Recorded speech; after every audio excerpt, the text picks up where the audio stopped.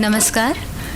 आप सबका Indian national theatre की ओर से मैं मल्हार उत्सव में हार्दिक स्वागत करती हूँ। खासकर हमारी आमंत्रित कलाकारा श्रीमती प्रियदर्शिनी कुलकर्णी जी, जो कि पुणे से आई हैं और हमारे इस उत्सव में हमारा सहयोग देने के लिए हमारे साथ शामिल हुई हैं। जैसा आप जानते हैं, मल्हार उत्सव नाम से ही विदित है कि मल्हार शब्द जो है वर्षा ऋतु से संबंधित है और इस साल इंद्रदेव जी ने हम पर बहुत कृपा बरसाई है। तो मुझे पूरी उम्मीद है कि इस संध्या को प्रियदर्शनी जी ज़रूर हमारी जो कसौटी है उस पर खरी उतरेंगी। इनका कहना है कि मेरा गायन ही मेरे बारे में जो परिचय है मेरा गायन ही होना चाहिए। इस बात से मैं सहमत ज़रूर हूँ, लेकिन इनके बारे में दो शब्द कहना मैं अनिवार्य समझती हूँ।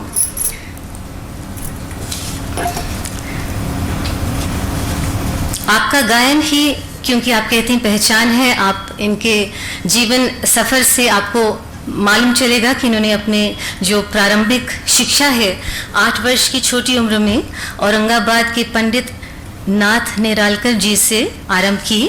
आपने संगीत शिक्षा के साथ साथ औरंगाबाद यूनिवर्सिटी से माइक्रोबायोलॉजी में डिस्टिंक्शन के साथ एमएससी डिग्री भी प्राप्त की है, जो कि बहुत ही सराहनीय बात है। आपने जयपुर घराने की तालीम पंडित राजशेखर मंसूर जी से तथा जयपुर अतरौली घराने की शिक्षा श्री मधुसूदन कनेटकर जी से प्राप्त की। आप ऑल इंडिया रेडियो की ग्रेडेड आर्टिस्ट हैं तथा आपने अपना गायन अनेक मुख्य सम्मेलनों में प्रदर्शित किया है। हम आपका एक बार फिर बहुत बहुत स्वागत करते हैं।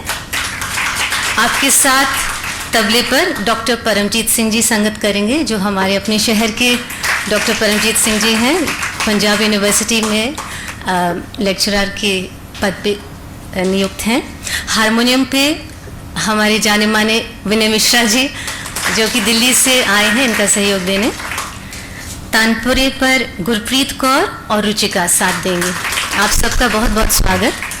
गायन आरंभ होने से पूर्व मैं श्रीमती अमर अहलूवालिया जी से निवेदन करती हूँ कि वे मंच पर आकर कलाकारों का सम्मान बढ़ाएं।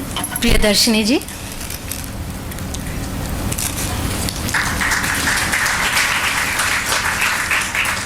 विनय मिश्रा जी।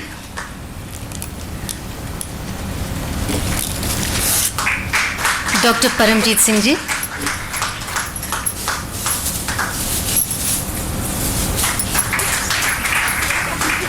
रुचिका और गुरप्रीत कौर जी।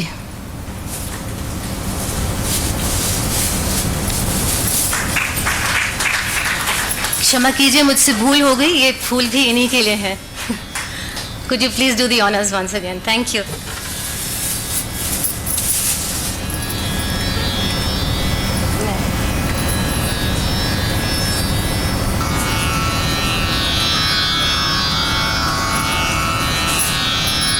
इनका गायन आरंभ होने से पूर्व मैं श्री एन खोसला जी से अनुरोध करती हूँ कि वे दो शब्द मल्हार राग के बारे में और मल्हार उत्सव के बारे में आप सबके साथ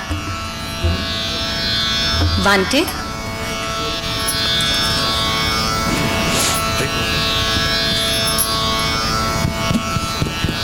भाई मैं आपकी अनुमति से दो शब्द बोलूँगा, 2 मिनट से ज़्यादा नहीं लूँगा। पिछले साल सम्मेलन में संडे मॉर्निंग में पद्मा तलवलकर गई राग बिलास खानी तोड़ी। इतना पुर असर था उनका गाना कि मुझसे रहा नहीं गया। जब उन्होंने समाप्त किया तो मैं स्टेज पे आके यहीं खड़ा होकर के मैंने कहा, इस राग के बारे में मैं 2 शब्द कहना चाहता हूँ।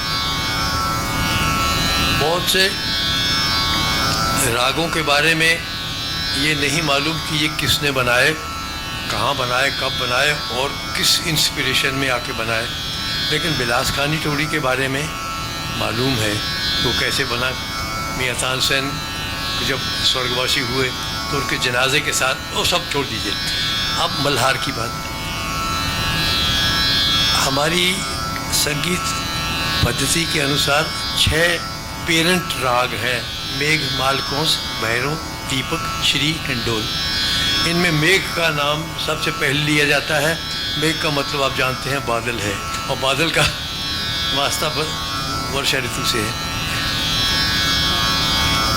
इन और मज़े की बात यह है कि इन 6 रागों में से दीपक को छोड़ के बाकी सब राग आजकल भी गाए जाते हैं, और बाकी राग रागनियाँ सब इन्हीं में से पैदा हुए हैं, जोड़ तोड़ मेल मिलावट करने से।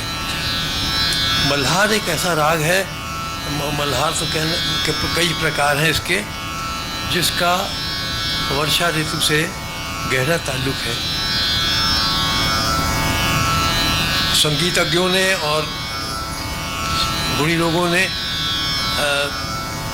रागों को कुछ ना कुछ पिक्टोरियल इमेज दी है, लेकिन वो सब्जेक्टिव है।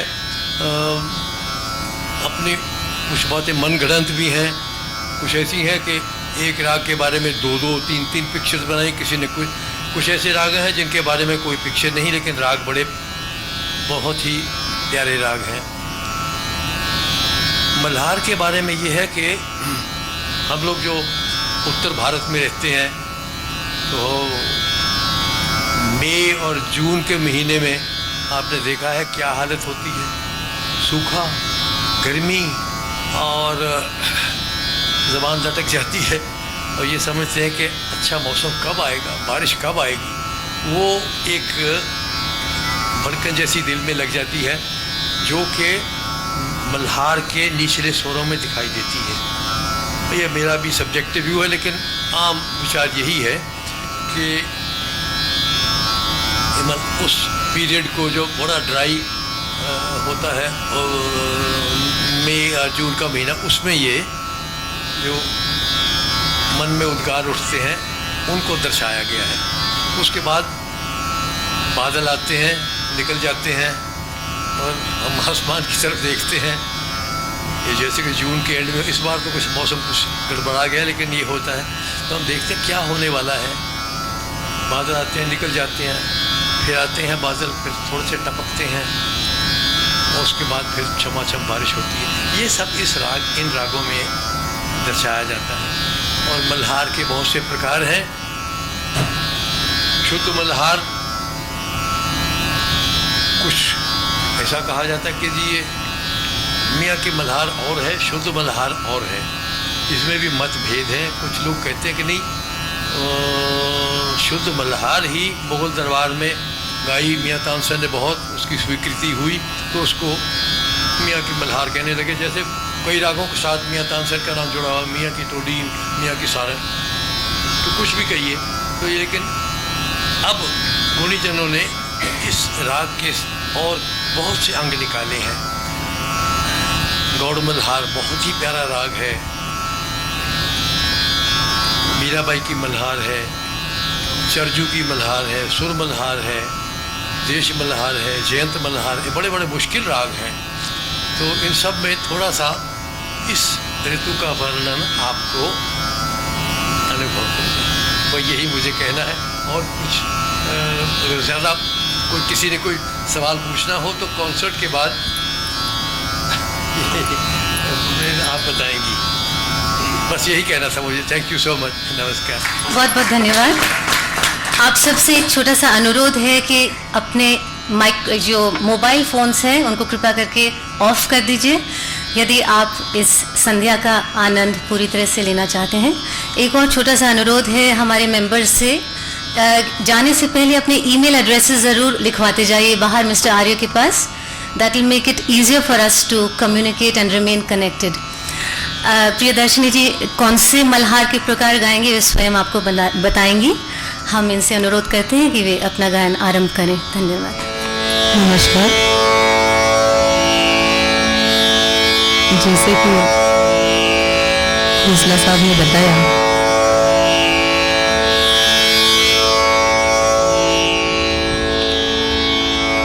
शुद्ध मल्हार और मियाँ की मल्हार दो अलग ग्रुप्स हैं। कुछ राग किसी एक के अंडर, किसी दूसरे के अंडर, ऐसे एक क्लासिफिकेशन हो सकता है। जो गौड़ मल्हार है वो शुद्ध मल्हार ग्रुप में आता है, आज मैं गौड़ मल्हार से शुरुआत करती हूँ। जो मैं बंदिशें गाऊंगी सारी ट्रेडिशनल बंदिशें हैं।